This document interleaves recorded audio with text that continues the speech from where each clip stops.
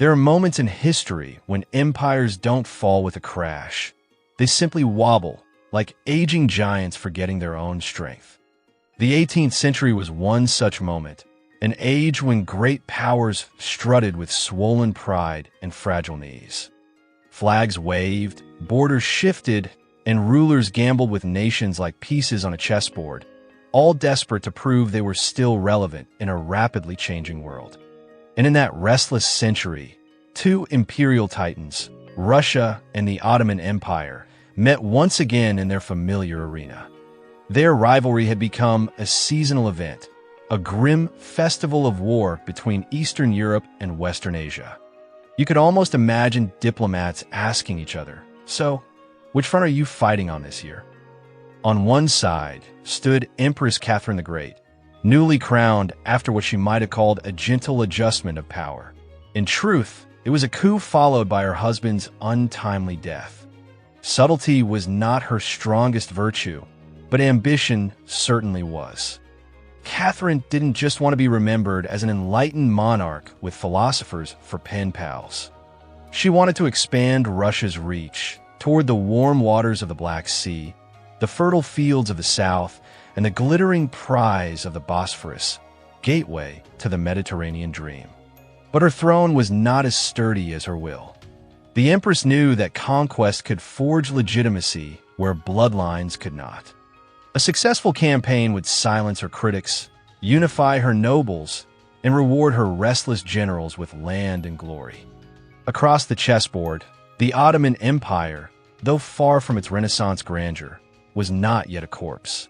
The Sultan's court still pulsed with echoes of conquest, even if the music had slowed. The Janissaries, once the iron fist of Islam, had grown fat on politics and intrigue. The cavalry was underpaid, the bureaucracy sluggish, and many nobles preferred poetry and hashish to military drills. Yet, when provoked, the empire could still raise an army of hundreds of thousands, fast, furious, and frightening. Give them a reason, and they'd march. Still, the Ottoman machine was rusting. The warriors of Mehmed the Conqueror and Suleiman the Magnificent had become shadows of legend. The Janissaries, once feared across Europe, were now a double-edged sword, as likely to mutiny as to fight. Corruption choked the provinces, and supply lines through the Balkans were a nightmare of mud, hunger, and bureaucracy. And yet, even wounded, the empire's vast lands and people made it resilient. It could lose battles and still survive. So what sparked the next blaze between these old foes? Not a romantic duel at dawn, but a messy border incident in Poland. In 1768, the Bar Confederation rose against Russian influence, and Russian troops, chasing rebels, strayed across the Ottoman frontier, perhaps by accident, perhaps not. The Turks, already furious at Russia's meddling, saw it as the final insult. The Sultan declared war, and thus began a 6-year struggle, the Russo-Turkish War of 1768 to 1774. But this wasn't some local squabble. It was a tectonic shift in the balance of power. Russia's ambitions stretched far beyond a few miles of contested land. Catherine's vision gleamed with divine purpose, liberating Orthodox Christians under Ottoman rule, securing ports on the Black Sea, and maybe, just maybe, fulfilling the ancient prophecy of Moscow as the Third Rome, the rightful heir to Constantinople. Meanwhile, the Ottomans trembled at the thought of Slavic uprisings in the Balkans fanned by Russian gold and promises. If the Balkans burned, the empire could collapse from within. And the rest of Europe? Watching wary. Austria, France, and Britain needed the Ottoman Empire alive, not for love, but for balance. If Russia triumphed, the whole continent could tilt into chaos. Yet, after the 7 Years' War, none of them were ready to intervene. And so the stage was set. From the Baltic to the Aegean, from the plains of Poland to the Danube's winding banks, Europe braced itself as two giants collided. Even the seas caught fire. At Çeşme in 1770, Russian ships turned the Ottoman fleet into floating pyres beneath the Greek moon. That same year, the Ottomans and their Crimean Tatar allies gathered a massive army in Moldavia, over 60,000 men, to stop the Russian advance. But Russia's Field Marshal, Pyotr Rumyantsev, wasn't about to retreat. He was a man of steel and system, a commander who treated warfare like an evolving science. He drilled his men relentlessly, testing new tactics, flexible formations, field entrenchments, concentrated firepower. His reforms would soon define Russian warfare for generations. Rumyantsev was no showman, but he was ruthlessly efficient. He understood that victory wasn't won by courage alone. It was built on logistics, timing, and discipline. By early 1770, his army of roughly 17,000 veterans began the march south, crossing into Moldavia, a blistering land that had been fought over for centuries. Behind them stretched a miracle of organization: supply depots, fortified camps, wagon trains, and local peasants turned guides and porters. Rumyantsev wasn't just marching, he was building a moving fortress. Across the Larga River, the Ottomans had gathered what looked like the thunderclouds of war: tens of thousands of soldiers, elite janissaries, heavy cavalry, and Tatar horsemen led by Kaplan Tujiri, a bold but reckless chieftain. His commanders believed sheer numbers and divine will would be enough to crush the northern infidels. But as history often proves, size alone does not win a war. The fields of Larga would soon learn that hard truth, written in cannon smoke and blood. They say empires die not in silence, but in arrogance, too proud to see the storm until the first thunder rolls. And on the blazing fields of Moldavia in the summer of 1770, pride would meet precision. While Field Marshal Pyotr Rumyantsev's men worked in measured silence, digging trenches, staking gun positions, mapping every inch of the riverbanks, chaos brewed across the plains in the Ottoman Tatar camp.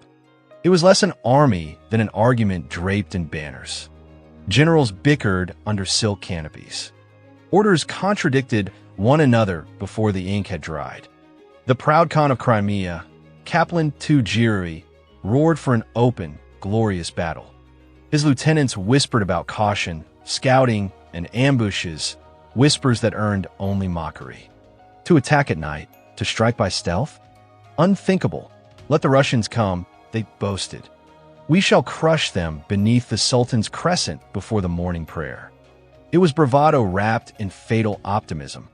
The empire that once struck fear from Vienna to the Nile now stumbled on its own overconfidence. So while Ottoman officers debated omens and drank bitter coffee under the stars, the Russians worked like engineers of destiny. Scouts slipped through the river reeds. Artillerymen adjusted elevation by candlelight.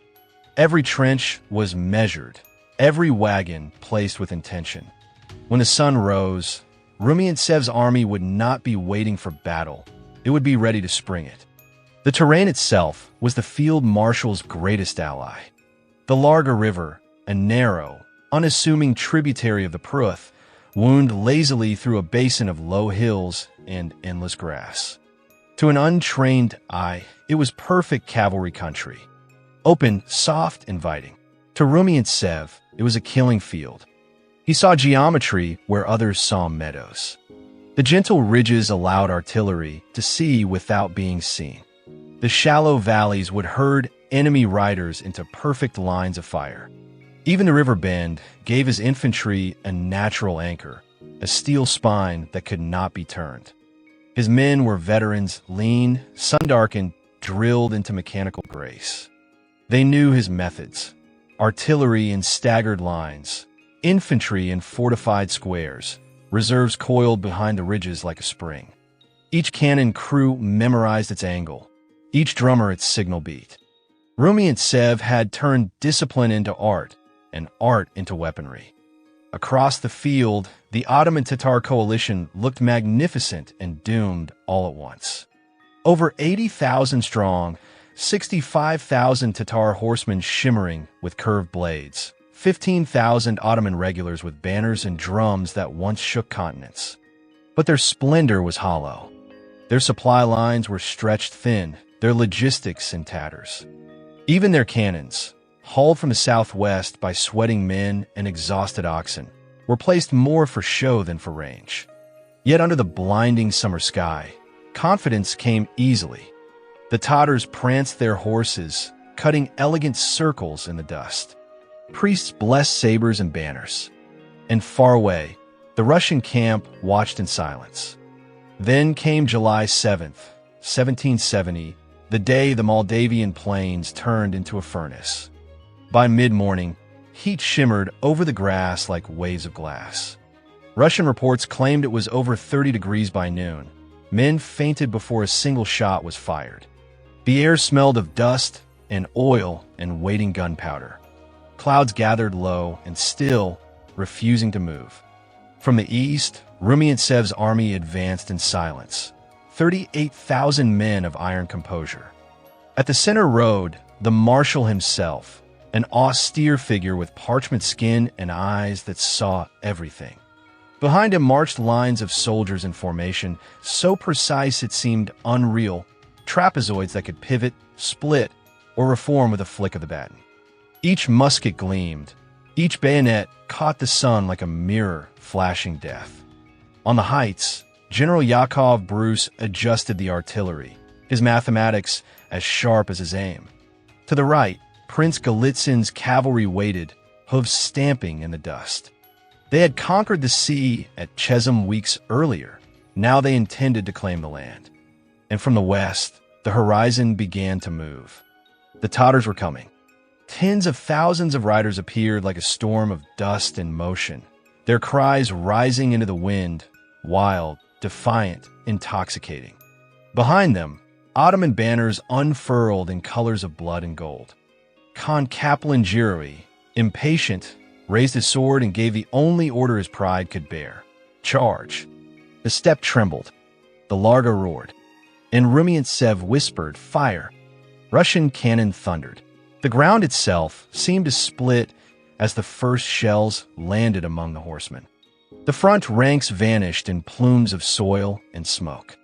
Still, the Tatars came, screaming through the haze, sabers high, horses frothing. The Russians reloaded with mechanical calm. Infantry squares locked shields, muskets angled, grenades lit. The next volley tore into the charge, breaking its rhythm, turning its courage into chaos. Men and animals collapsed together, swallowed by gun smoke. The Khan ordered another wave, then another, but each charge dissolved against the unyielding Russian wall. The sun climbed higher. The plains burned. The air turned to poison, sulfur, and sweat and screams. Ottoman infantry tried to join the assault, but stumbled into confusion, blinded by their own cannon smoke. Commanders shouted contradictory orders. Flags fell. Formations crumbled. What had begun as a storm turned into a slaughter. By noon, thirst began killing as surely as bullets. Horses stumbled. Riders fought over puddles of muddy water. And then Rumyantsev unleashed his answer, his iron fist. Out of the haze thundered Russia's heavy cavalry, a gleaming hammer of lances and sabers. They struck the Ottoman center with unstoppable force, crushing through artillery lines and cutting deep into the camp. Colonel Denisov's dragoons followed, using new tactics, mounted sharpshooters firing in gallop, slicing through command tents and seizing supply wagons. The Khan, stunned, barely escaped capture. His army dissolved into panic. By sunset, the battlefield was unrecognizable. Smoke rolled like fog across the river. Thousands of bodies lay among shattered wheels and trampled banners. The Larga ran dark with silt and blood. The Russians, their ranks still intact, marched forward through silence broken only by the moans of the dying. They captured 33 cannons, hundreds of wagons, and enough banners to fill a cathedral. 7,000 Ottoman Tatar dead lay on the field. The Russians had lost scarcely 1,000. As twilight settled, Rumyantsev rode alone among the wreckage. His face was unreadable, his coat covered in dust, but not torn. Officers later joked that he hadn't even lost a button. But those who watched him closely said there was something colder in his gaze, the recognition that history had shifted beneath his boots. The bear of the north had mauled the crescent of the south. And Europe, watching from afar, felt the tremor through the very bones of empire. They called him cold, methodical, humorless, but Field Marshal Pyotr Rumyantsev didn't need charm to change the course of history. He needed only discipline, precision, and the kind of composure that could make entire armies crumble under the weight of their own confusion. For his triumph at the Battle of Larga, for turning the wide plains of Moldavia into a theater of tactical perfection, Catherine the Great awarded him the Order of St. George, first class, Russia's highest military honor. It was a medal meant not for the brave, but for the brilliant. For commanders who didn't simply win wars, they reshaped them. The citation might as well have read, "For making your enemies sprint barefoot across the steppes in sheer disbelief." On the Ottoman side, however, celebration curdled into silence. The name Kaplan Tugiri Khan, or whichever unfortunate noble was blamed that week, became synonymous with disaster. Even in Constantinople, courtiers could hardly keep the story straight. Reports contradicted one another. Generals accused each other of cowardice, and the Sultan's council spent more time assigning blame than learning lessons. The empire that had once ruled 3 continents could no longer even command its own memory. At Larga, the Ottoman Tatar coalition had boasted more than twice the Russian manpower. Yet numbers meant nothing against a mind that fought like an engineer and struck like a poet. Their defeat was total, a thunderclap so loud that it echoed through every palace and chancery in Europe. If social media had existed, Russia's official account might have posted, "Feeling blessed," followed by a cascade of victories that would make kings and ministers stop and stare. Because Larga was only the beginning. That summer, Russia composed a trilogy of victories that would alter the geometry of Europe itself. Larga, Çeşme, and Kagul, 3 strikes of the same imperial hammer. Together, they formed what historians later called the Holy Trinity of 1770. Larga opened the door. Çeşme burned the empire's fleet to ashes. And Kagul shattered its final defenses on land. It was not war as chance, it was war as choreography. A ballet of precision and steel, conducted to the rhythm of drums and thunder. By the year's end, the Ottoman Empire, once the nightmare of Christendom, stumbled bleeding into the 19th century. Its pride was fractured, its reputation tattered like an old standard dragged through the mud. Russia, on the other hand, stood radiant under the northern sun, a nation reborn through fire and ambition. Larga was more than a military triumph. It was an announcement. A message written not in ink, but in cannon smoke. Russia has arrived. When the Treaty of Kukut-Kaynarka was signed in 1774, the world witnessed a quiet revolution in diplomacy. For the first time in history, an Islamic superpower had been forced to acknowledge defeat at the hands of an Orthodox Christian empire. Russia gained ports, trade routes, and unprecedented influence over Orthodox populations in Ottoman lands. But above all, it gained legitimacy. The empire that had once looked at Europe through frozen windows now stood in its halls as an equal. The 3 victories of 1770 were not isolated sparks. They were a single constellation marking the dawn of modern Russia. The Ottoman system, once a living machine of conquest, had decayed into ritual and stagnation. The Russian system, by contrast, was evolving, a state that fused Enlightenment ideals with the brutal efficiency of bureaucracy. The old world of chivalric charge and noble duels was dying. What replaced it was colder, faster, mathematical. At Larga, that transformation was written in blood. At first glance, the Battle of Larga might seem like another clash in the endless wars of Eastern Europe, a swirl of smoke, sabers, and cannon fire lost among forgotten dates. But to those who looked closer, it was something else entirely, the overture of a new age. The roar of Rumyantsev's guns didn't just silence an army. It signaled a civilizational shift. For centuries, Russia had been seen as Europe's shadow, vast, mysterious, uncultivated, dangerous, but peripheral. After Larga, that illusion was gone.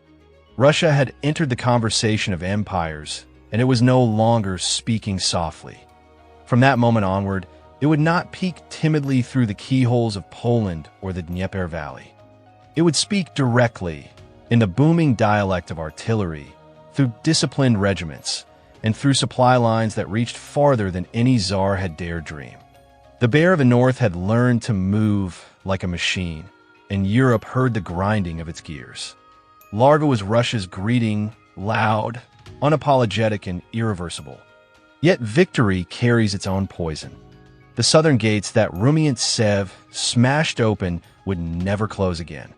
The triumph that gave Russia continental status also chained it to new burdens. The empire's self-proclaimed role as protector of the Slavs would drag it into centuries of Balkan turmoil, rebellions, alliances, betrayals, and wars waged in the name of faith and fraternity. The bear's roar became its own echo, drawing it deeper into the labyrinth of European politics where idealism and power fed on one another. Still, Larga revealed something essential, that the Ottoman world was crumbling not merely from defeat, but from dissonance. The empire's heart beat to an older rhythm, a rhythm of courtly intrigue, hereditary command, and divine fatalism, while Russia had learned to synchronize war with industry, logistics, and statecraft. The Russian army of 1770 was no longer a feudal mob. It was an organism, with arteries of supply and a brain of mathematics. The Ottoman Tatar army, despite its bravery, fell victim to its own anachronism. Commanders quarreled, scouts misread the terrain, and supply wagons vanished into chaos. What had once been a war machine had become a ceremonial procession. In contrast, Rumyantsev's army functioned like an orchestra. Infantry, cavalry, and artillery played in unison, each knowing its cue, each performing its part to lethal perfection. These innovations, flexible formations, mobile batteries, coordinated movement, would become the grammar of 19th century warfare. Napoleon's generals would later study them, tracing their lineage to the Russian reforms of the 1760s. In Rumyantsev's cold precision, they recognized the prototype of modern war. Larga, in that sense, was prophecy. The tempo of its cannonade would echo decades later across Europe, in Austerlitz, in Leipzig, in Borodino, battles where nations fought not for honor, but for history itself. But there is a cruel paradox to every triumph. The moment an empire proves itself indispensable, it also becomes trapped by its own success. After Larga, Russia could never again retreat into silence. Its destiny was now entwined with Europe's, for better or worse. Every step toward the Black Sea brought it closer to the ancient dream of Constantinople and to the rivalries that would one day ignite the Crimean War. Like a mountaineer who has reached the summit, Russia could no longer descend without falling. The view was magnificent, but the air was thin. Decades later, as the cannons of Larga rusted into memory, European diplomats still whispered of that day. Metternich, Castlereagh, Bismarck, they all understood what had been born on those plains. Behind Russia's slow, lumbering gait lay the memory of a sudden, terrifying agility, a flash of iron discipline that had once shattered an empire. The Battle of Larga was not just a victory. It was a beginning, the first tremor of a century defined by Russian will and European fear. If there's a single place where the 19th century began, not in treaties or parliaments, but in smoke, thunder, and the steel rhythm of modern war, it was here in Moldavia. Not in Moscow, not in Vienna, not even in Paris, but at Larga, where a peasant empire outthought a nomadic one, and the world first heard the new music of empire, the measured, relentless drumbeat of modern power.